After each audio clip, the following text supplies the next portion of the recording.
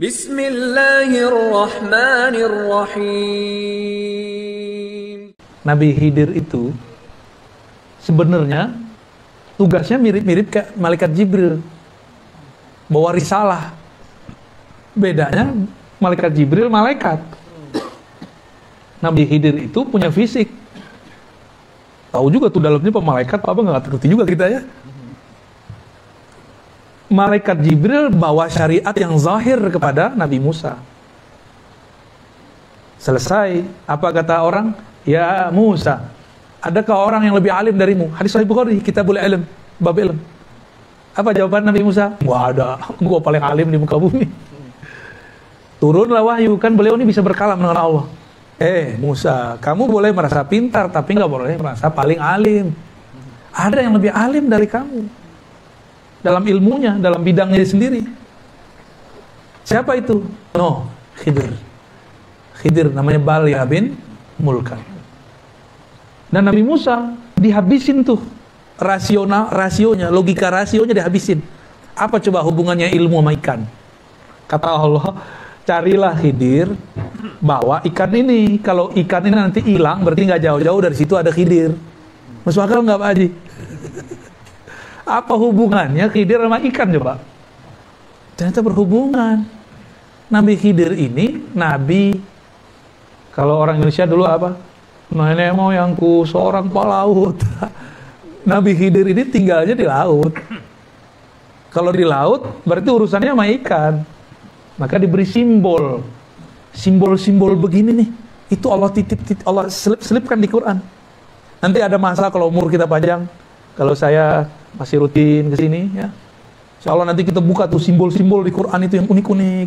Ada simbol air, ada simbol awan, ada semua, ada simbol tanah. Itu semua simbol-simbol aja tuh. Indah kalau kita ngerti simbol-simbol itu. Quran itu nggak ada ujungnya, nggak ada ujungnya Quran itu. Simbol-simbol ini dibawa oleh Nabiullah Musa, tapi Nabiullah Musa belum ngeh nih maksudnya. Ikan dibawa. Kata Allah, jika itu hilang, berarti di situ ada Khidir. Dia bawa anak buahnya, khadamnya, ya. Namanya siapa? Yusha. Ya. Yusha ini patuhnya bukan main sama Nabi Musa. Tapi kan dulu moyang kita Nabi Adam pernah lupa ngasih umurnya ke Nabi Daud. Itulah lupa pertama manusia. Karena Nabi Adam pernah lupa sekali, maka sampai nanti kiamat lupa menjadi genetik manusia. Jadi nggak usah bilang saya nggak boleh lupa. Emang kita udah takdirnya lupa. Nabi Musa bisa lupa, coba Yusha bisa lupa. Kalau nggak mau lupa jangan jadi manusia. Jadi malaikat aja ya. Terus jalan. Terus Nabi Musa bilang kita rehat lagi yuk, rehat. Pas rehat, Nabi Musa nanya, Yusha, aina samak, aina al-hud, mana ikannya? Yusha merasa bersalah. Biasa kan dia khidmah, dia bertugas. Wahai Nabi Allah Musa, saya lupa ikannya di mana. Tempatnya dibawa, ikannya nggak ketahuan. Akhirnya Nabi Musa nggak marah. Nabi Musa nggak marah, karena nggak boleh marah. Ini lagi belajar Khidriyah nih, nggak boleh marah-marah. Ya, itu Nabi Musa lagi masuk ke Thariqat Khidriyah kalau bahasa kita zaman ini. Ya, karena mau belajar risalah yang diturunkan Allah ke Nabi. Ya, saya ulang tadi, ada Jibril di langit, ada Khidir di bumi. Ini membawa risalah langit, ini membawa risalah bumi, sama. Cuma bedanya, ini risalah langit itu isinya hukum normatif syariat yang zahir, sedangkan Nabiullah Khidir itu dapat risalah batin. Dapat risalah batin. Kejadian setelah kejadian, itu yang dibahas oleh beliau. Jika ada suatu kegiatan, apa ujungnya? Ujung-ujungnya ini menjadi syariatnya Nabi Khidir. Nabi Musa nggak marah, Nabi Musa mengatakan, ya udah kita balik. Ini Nabi Musa loh, berproses loh belajar. Masa kita nggak berproses? Ya. Dan itu lama sekali. Sampai kemudian ketemu, jadi dia udah sekalian kali berhenti. Ketemulah tempat berhenti yang pertama. Ternyata itu ikan sudah nggak ada dari tempat itu. Ya udah bawa-bawa aja tuh tempat kan. Yusha. Ya. Disitulah kemudian mengatakan, oh di sini.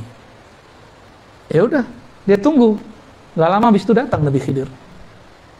Nabi Khidir mengatakan, kita buat kontrak belajar dulu ya. Kamu gak bakal sanggup lah.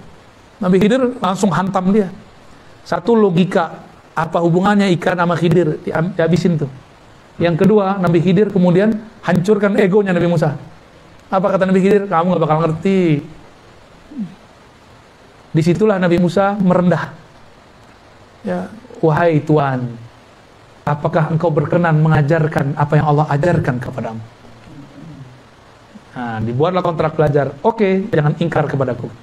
Nah, inilah ilmu Khidiriyah. Ilmu Khidiriyah itu jangan gampang ingkar. Ini dikit-dikit beda dikit udah bid'ah. Dikit-dikit udah sunnah. Dikit-dikit haram. Gimana mau memahami rahasia-rahasia Khidiriyah? Cuma beda kunut sama kunut aja rame. Ya, cuma beda zikir jahar nggak jahar aja rame. Gimana mau memahami Khidiriyah? Gitu. Paham ini mulai nih, ya. Sudah mulai nih. Nabi Musa sempat akan berpikir suuzon kepada orang. Ini yang mau dipapas, mau dihabisin oleh Nabi Khidir. Beliau ketemu anak kecil dibunuh. Apa kata Nabi Musa? Nabi Musa kan seorang qadhi, hakim, sekaligus penyidik. Oh, dulu lengkap semuanya kerjaan beliau. Nyeletuk, biasa, udah nyidang orang berkali-kali. Ya, jadi kayak pesilat, jurusnya udah otomatis. Nyeplos sudah. Hei, kenapa engkau membunuh nafsan zakiyah? Jiwa yang masih kecil, masih suci. Nabi Khidir langsung, tuh kan, gue bilangin. Ente gak bakal paham, gak bakal sabar, gak bakal sanggup. Nabi Musa kemudian, oh ya maaf. Berarti Nabi Musa, ini pelajaran buat kita semua. Jangan menghukumi berdasarkan yang terlihat. Lain yang dilihat, lain kejadian sebenarnya. Berikut besok. Dan itu bukan besok. Di kisah yang saya dapat dari guru-guru saya, itu bukan 3 kejadian itu. Antara satu kejadian ada kejadian kecil-kecil. Dan itu lamanya 6 tahun. Perkiraannya. Lamanya 6, nyantri kepada Kiai Khidir. Kiai Musa nyantri ke Kiai Khidir. Nabi Musa nyantri kepada Nabi Khidir. Masya Allah. Nabi masih belajar. Antum Nabi nggak? Hah? Udah Nabi belum? Masa nggak mau belajar? Belagu amat ya. Saya kan kuliah. Nah, kuliah kan dulu. Kuliah akal. Kolbunya udah kuliah belum? Ruhnya udah kuliah belum? Alkinnya nanti ya. Belum sekarang. Itu tuh. Sabar dulu ya. Saya talqin itu ngitung ahwal kolbu aja, nggak bisa dibuat-buat. Kadang sekali ketemu jadi, kayak kita kemarin ke Kalimantan. Ternyata itu murid Abah Gurus kumpul semua, mereka udah biasa. Jadi jangan dibanding-bandingkan sama antum, orang baru hijrah kemarin sore. Sabar. Kalau ikut talqinnya online kemarin jadi juga. Dapat berkah. Amin. Nyambung, cuma kan belum dapat ketemu fisiknya ya. Nabi Khidir di saat berikutnya menghancurkan kapal-kapal. Berikutnya bantuin orang tapi nggak minta upah. Nabi Musa ingkar terus. Nah ini yang mau dihancurin nih. Jadi yang ingkar-ingkar itu sisi gelapnya Nabi Musa, sisi Bani Israilnya dia. Ini yang mau dihancurkan oleh Sayyidina Khidir. Ingkar suuzon, komentar sebelum selesai, komentar sebelum paham. Dia belum paham udah komentar. Nah berarti ini masih Musawiyah dia. Musawiyah pra-Khidriyah. Tapi kalau Musawiyah ba'da Khidriyah, oh cakep bukan main, sempurna sudah. Selesai sekian tahun itu yang disimpulkan jadi 3 kejadian besar. Apa kata Nabi Khidir?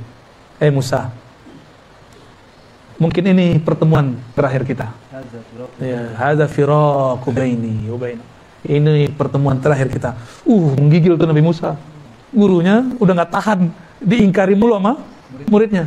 Sebel loh Pak, kalau ada murid ngeyel-ngeyel gitu. Bener, sebel. Kalau orang nanya mana dalilnya, kita masih oke. Masa sih? Gue sebel gitu dengerin gitu. Nah, masa sih begitu? Maka kadang-kadang antum nih sama istri, digituin sama istri, pasti emosi. Apa? Masa sih? Gitu ya. Jadi kalau suami istri debat jangan pakai masa sih. Ya. Itu ingkar namanya. Nanyanya, kok gitu sih? Gitu boleh. Emang harus begitu. Nanyanya tanya konfirmasi, jangan tanya inkari. Jangan istifham inkariyah. Ya, jangan pertanyaannya pertanyaan kayak menyudutkan gitu. Pertanyaan ingkar syak. Paling gak enak loh ngelayanin orang begitu. Paling gak enak ya. Saya paling sebelum orang begitu tuh. Berarti sisi nafsiyah kita masih ada. Dijelaskan oleh Nabi Khidir. Itu anak pertama yang kita bunuh. Itu bukan saya, bukan urusan saya, bukan min amri. Dia itu kalau gede akan menjadi asbab orang tuanya kafir. Karena orang tuanya soleh, ada perintah dari Allah. Selamatkan nih keluargaku. Gitu. Diselamatin. Terus dikisos nggak? Kan seharusnya dikisos. Hukum Nabi Musa dikisos. Kalau dengan menyelamatkan ini dikisos nggak? Maka ada hukum kaku normatif, ada hukum yang tidak normatif. Kalau ditilang sama Pak Polisi, jangan galak-galak.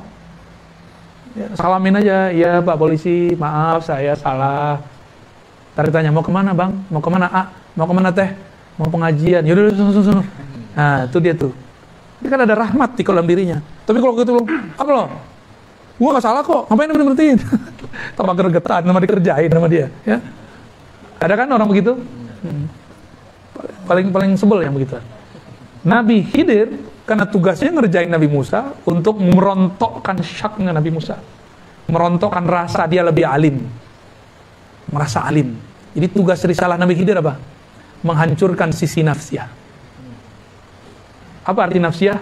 Penyakit-penyakit, tabiat-tabiat kedirian, keegoan. Nah, kita ini punya tabiat-tabiat buruk. Hati-hati. Ya, ini harus disembuhkan lewat ilmu Khidriyah. Lalu coba sebelumnya itu kapal dihancurin. Itu kapal milik para suami. Kalau kapalnya berlayar di laut ada perompak, semuanya pasti dibunuh. Kalau orangnya mereka berlayar semua, matilah semua suami-suami, maka istri-istri menjadi janda. Mending janda bakal ada yang ngawinin lagi. Ini gak ada yang mau ngawinin aja, gak ada. Semuanya mati. Maka takdirnya digeser. Jadi ilmu Nabi Khidir tadi tidak ingkar, menghancurkan syak, menghancurkan nafsiyah. Yang keempat, menggeser takdir. Jadi takdir bisa digeser. Takdir bisa seharusnya Indonesia ini udah hancur Pak dari kemarin. 2019 udah kayak Taliban gitu udah kayak Afghanistan hancur udah. Perang saudara gitu udah kayak Suriah seharusnya 2019 kemarin.